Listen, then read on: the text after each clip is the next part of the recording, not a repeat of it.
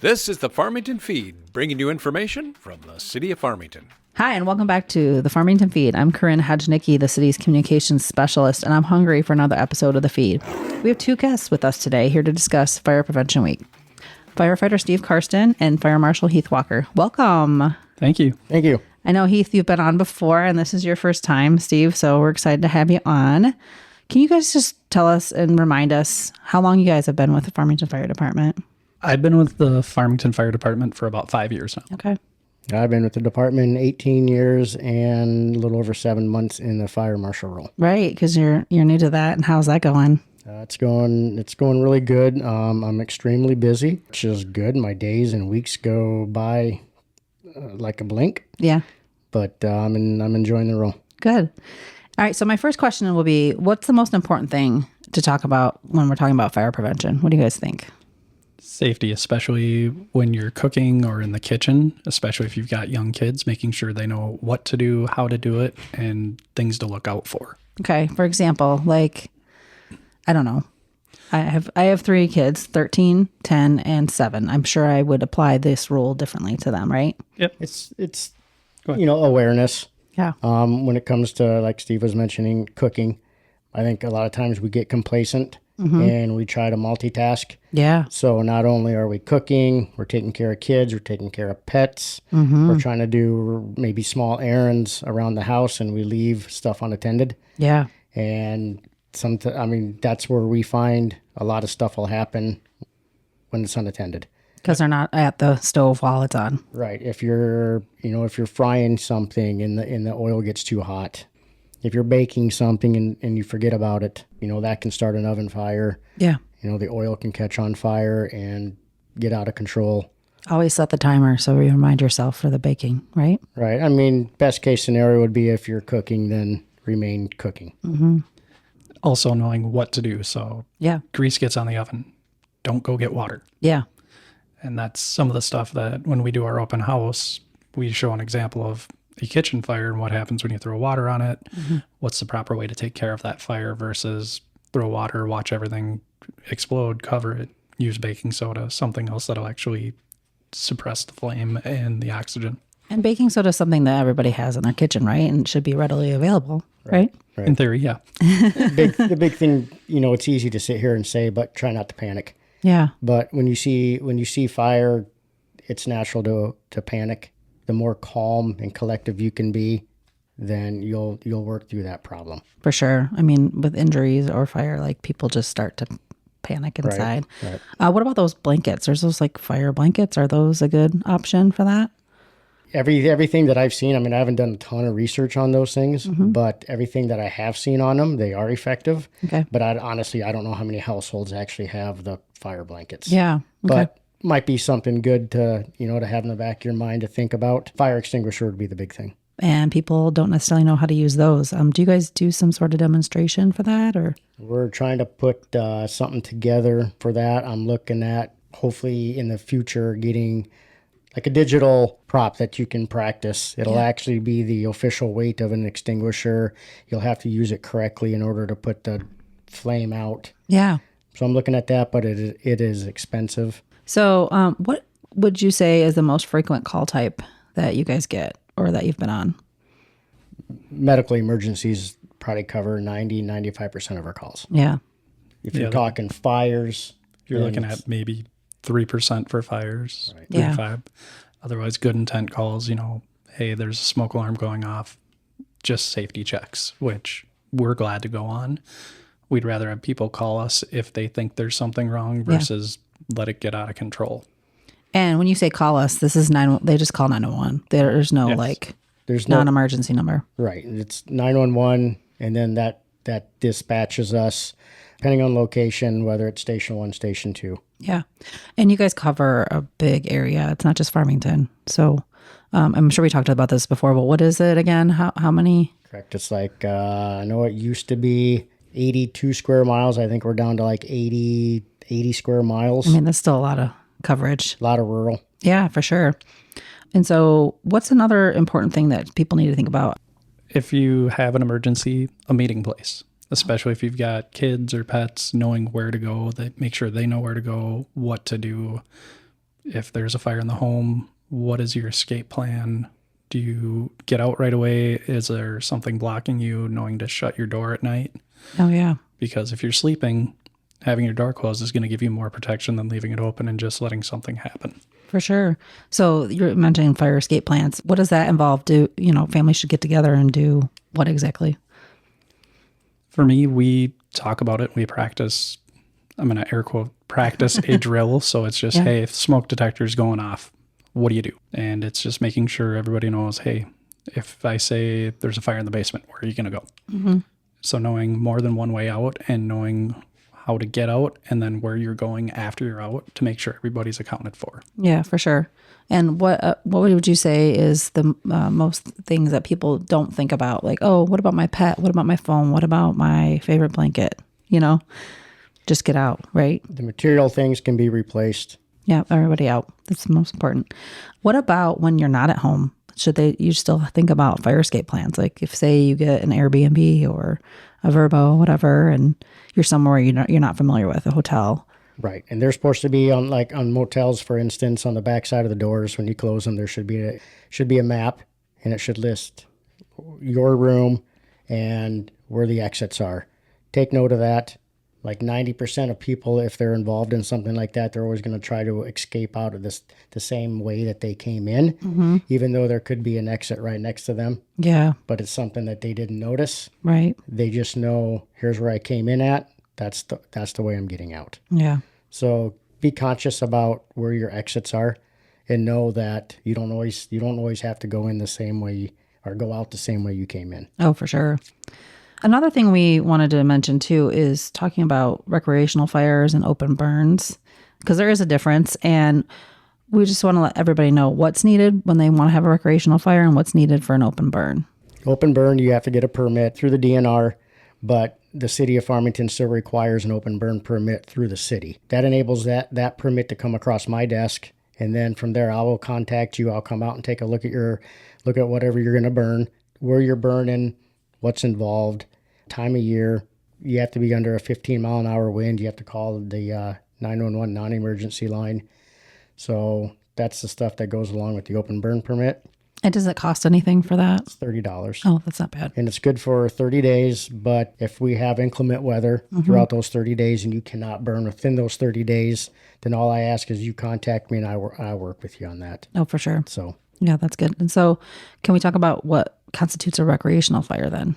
Recreational fire is either a portable fire pit or a stationary one that's like built in a backyard or something. Yep. Got to be 25 feet away from any combustibles. Today with the new housing going up, that's extremely hard. I think a lot of people have gone to the portables. That's 10 feet away from combustibles. Those you can enjoy. Driveway. A lot of people get together in their driveways, have the neighbors out and around. It's got to be 2 by 3 by 3. So it's smaller. You can only burn firewood. No construction debris. No trash, cardboard. Yeah. It's just strictly firewood. No yard waste. Oh, no yard waste. Okay. No leaves. Yeah. So, we're just talking about, hey, let's have some s'mores or Right. something small. And that doesn't need a permit or anything, right? No. So what would happen if, say, you saw something that you thought maybe wasn't necessarily like an emergency, but, how should someone handle that? Like, oh, they're burning something in their backyard, but that doesn't look right. Better to be safe and sorry. Yep. Call 911. I mean, call the non-emergency number. Yeah. Because then you can get potentially Heath or somebody else out that can take a look and go, let them know, hey, you shouldn't be burning this. This is what you can burn, can't burn. They can talk to them, let them know what the process is. Yeah, But for sure. better to be safe than sorry instead of just going, oh, it doesn't look right, I'm going to ignore it, and then it turns into a bigger issue. For sure. And, when people are having these fires, the number one thing is they need to stay in attendance of them, right? Stay in attendance, have a hose or a means of extinguishment nearby you. Yep. So let's go into our Fire Prevention Week, which this campaign runs October 5th through 11th. But you guys have your fire prevention open house in September. And this year it's going to be September 17th, Wednesday, from 5:30 to 8:30 p.m. in a new location. It's going to be at Fire Station 1 this year, correct? Correct. And they have a theme, and their theme this year is Charge into Fire Safety, lithium-ion batteries in your home. So essentially working to educate everyone about using these batteries safely. How does somebody know what's a lithium-ion battery? Because I'm sure there are people out there that don't. Most of the batteries that are coming with your battery-powered, e-bikes, scooters, Okay. your little motorcycles, those are all going to contain a lithium-ion battery. And are those usually rechargeable or? They're rechargeable, and that's where the problem becomes is people plug them in, say, to a power strip. Oh. You shouldn't be doing that because you need it in the wall with a GFI switch, because if something pops, it's going to shut that outlet off versus you plug it into a power strip, it just sits there, something happens, that could cause a fire. Okay. And the other important item to mention about the lithium-ion batteries is that your cell phones. Okay. It's important to use the charger that came with that phone. Mm-hmm. That phone charger has been listed and designed for that phone. A lot of times you can either get low current or an overproduction of current on the different aftermarket like Amazon chargers, and then that's where you run into problems. Okay. Because that starts a fire. Just potentially. Yep. Okay, and going with this, so obviously knowing what is lithium-ion batteries and how to charge them safely, but what about when they're done? When we're done with them, do you throw them in the garbage? Lithium-ion batteries should not be thrown in the garbage. It should be taken to a drop-off like recycling center. Okay, why is that? They can get super hot, and if they get hot enough, they could explode, which would cause anything north or so in like a garbage truck. You've got all kinds of combustible materials in there. Those explode, that could ignite all of that, which would cause a fire. Right. And I've heard of that happen in not only garbage trucks, but just at where they dump, right? Right. Okay. So difference is you have normal AA batteries. Those you can throw in your trash. You don't want to throw anything in bulk. So you got a bucket of batteries. You're going to want to dispose of those safely at like a recycling center. Otherwise, you got a couple batteries here or there. You can definitely just get rid of those as long as they're not lithium ion and nothing in bulk, because that's where an issue could come from. Okay, that makes sense. Yeah. This is all great information, but I'm sure like there might be groups or organizations out there that want to learn more, right? So what would you suggest if, say, a Girl Scout troop wants you guys to come and talk? Like, do they just need to reach out to you via email and say, hey, can you do a presentation for us, or a tour of the station? Or Sure. My information can be found on the city website under the fire department. On the right-hand side, my information is there, my telephone number and my email's there, so you could just reach out. And they could just request a visit or a tour. Okay, that's awesome. Now, fire prevention is not just for the residents, it's also for businesses, right? So what is the most frequent issue you see with businesses when it comes to fire prevention? Biggest issue when it comes to a business with fire prevention. So things like probably blocked exits, not having, or blocked sprinkler heads. I would say it's maintenance of the systems. Okay. Your alarm system, your sprinkler system, your checks on your extinguishers, exit lighting, and exit signs. Yeah, all those things. Right. It's the basics, and then the use of extension cords. What do you mean by that? Your extension cords cannot be used for more than 90 days. They have to be listed. They can't be used in place of permanent wiring. Oh, okay. So if you have an extension cord going plugged into an outlet, it goes up the wall, into the ceiling, back down to power, let's say a TV, you're using that extension cord as permanent wiring. And they shouldn't be. So yeah, you cannot. It's against Minnesota State Fire Code. Okay. So as a business owner, those are the things that you're going to be looking at when you come do a check, right? Correct. Inspection. Correct. The first things I'm going to look at sprinklers, exit lighting, exit signage. If you have a sprinkler or alarm system, I'm going to make sure that they've been inspected annually. Any deficiencies have been taken care of. So those are just some of the stuff I'm going to be looking at. Exit passageways. Mm-hmm. Make sure that they're clear and not full of debris. You'll find that back of stores. You're already limited in storage, so they'll put those. They'll stack a bunch of stuff up. Locking mechanisms on doors. So yeah, okay. And then how do you suggest to those business owners like how to get their employees on board and understanding? Like, is there any requirements on that level? So your apartments, senior housing, stuff like that, they have to provide an evacuation plan. There's a schedule that they're supposed to maintain with that. So anything else that we've missed about fire prevention? We talked about residents and businesses. We talked about escape plans. What else? It's past the time, but firework safety, is That's a big always one. something. People are that's- still setting them off random times, right? Right. And it's just to know that if you do, don't put them next to your house. Do not throw them away in the garbage. Yep. Water them down. Let them sit. I say a minimum 24, 48 hours outside, away from any combustibles. Yeah, for sure. I mean, that's number one, like getting them wet, right? Like, and people just think, oh, I'll just dip it in. But no, you got to leave it. Right. Those things will smolder for days. Yeah, that's crazy. And same with your wreck fires. Mm-hmm. Probably 1 or 2 times every year, it seems like we'll get somebody will have a wreck fire.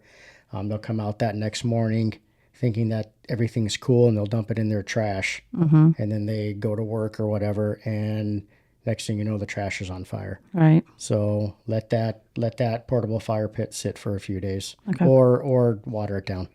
Anything else we should talk about? I think we covered a lot of it. Just making sure you know what you're doing, going over things with your family so you have a plan, making sure young kids know, hey, this is or isn't safe. Because if you don't tell them, they're just going to assume it's okay. Yeah. Smoke alarms. Oh, we did not talk about that. Yeah. Smoke alarms. They're good for 10 years. There's a date on the inside cover of the smoke alarm. Mm-hmm. They're good for 10 years, and then they have to be replaced. Checking your battery twice a year. Right. Okay.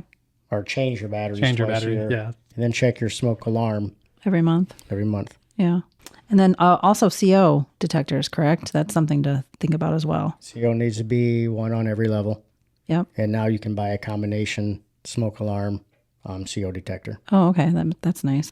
All right. Well, thank you so much, Steve and Heath, for coming on to discuss this important topic. And so remember to check your batteries monthly and change those batteries twice a year. Before I wrap up today's episode, I want to share a few items. We did mention the fire prevention open house, which will be Wednesday, September 17th from 5:30 to 8:30 at the new location, Fire Station 1. Don't miss out. Heath, is there anything special that you want to mention about this event? For sure, come on down. Parking will be across the street at Bachman Middle School. Okay. We'll have traffic control there for everybody. This year, we're going to try to set up our SCBA training. What does that mean? Connex box. It's search and rescue. Oh, okay. And so the adults, if they want to go through it, they'll be able to go through it. Kids can go through it and just kind of see that we can black out their mask. Mm-hmm. And then we'll show them kind of what we go into in the situations that we're involved in. We're going to try to have, weather permitting, we're going to have some live burns. Okay. So people will actually be able to see. Using that burn trailer, correct? Yep. We have an on-site burn trailer. We're going to light some pallets and some hay inside. And anybody coming to the open house will be able to watch a couple crews go in and put out the fire. Oh, awesome. Okay, great. Always a good time. And then is there like a contest that happens at this? They can win something? Yeah. I feel like I remember that. The kids will be able to get like a makeshift bingo card. Okay. So it's bingo cards, right? And you go to the different stations, and once you get a bingo, you can enter into win a ride home in a fire truck. Oh, Yep. that's So, fun. yeah.